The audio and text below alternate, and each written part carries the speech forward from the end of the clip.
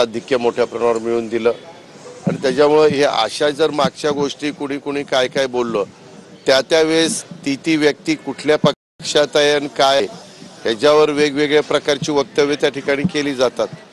आम्ही आज एकत्र आहोत, आम्ही एकत्रपणे काम करतोय, राज्याला पुढे नेण्याचा मनापासूनचा प्रयत्न करतो। दादा हुसेन दलवाई यांनी एक वक्तव्य केलेलं, त्यांनी म्हटले संभाजी महाराजांना जी शिक्षा देण्यात आली होती ती मनुस्मृतीप्रमाणे देण्यात आली होती, ही पंडितांनी सांगितलं। मी तो आपल्याला सांगू का, आता तुम्ही पण पत्रकार मित्र, आता एवढं महत्वाचं अधिवेशन चाललेलं आहे, त्याच्यामध्ये 7,20,00,000 कोटीचा अर्थसंकल्प सादर केलेला आहे आणि आज संविधानाच्या संदर्भात 75 वर्ष घडवण्याचे शिल्पकार डॉक्टर बाबासाहेब आंबेडकरांनी इतकं अति उच्च अशा प्रकारचं संविधान आपल्याला दिलेलं आहे की त्या संविधानाने आपण सगळेजण एक राहिलेलो आहोत आणि सगळ्यांना त्या ठिकाणी आपली आपली भूमिका मांडण्याचा अधिकार आहे। अशा प्रकारचं एक उत्तम संविधान आहे।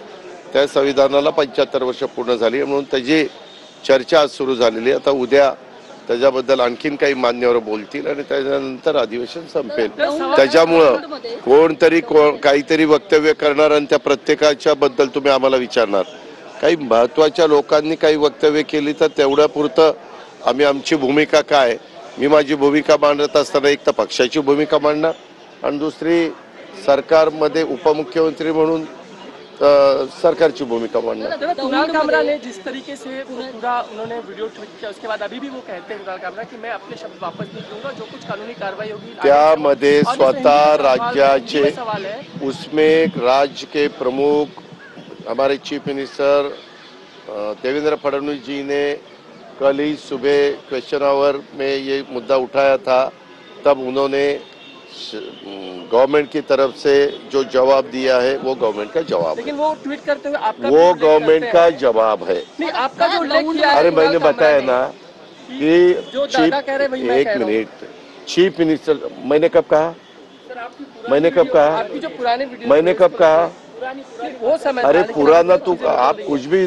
10 साल पहले 15 साल पहले, मुझे क्या लेना देना है उसको। तो उन्होंने जो गलतियां की है उसके बारे में हमारे चीफ मिनिस्टर जी ने बताया है कि कानून के हिसाब से कार्रवाई होगी। हम अभी सबको देखना पड़ेगा कि क्या करें।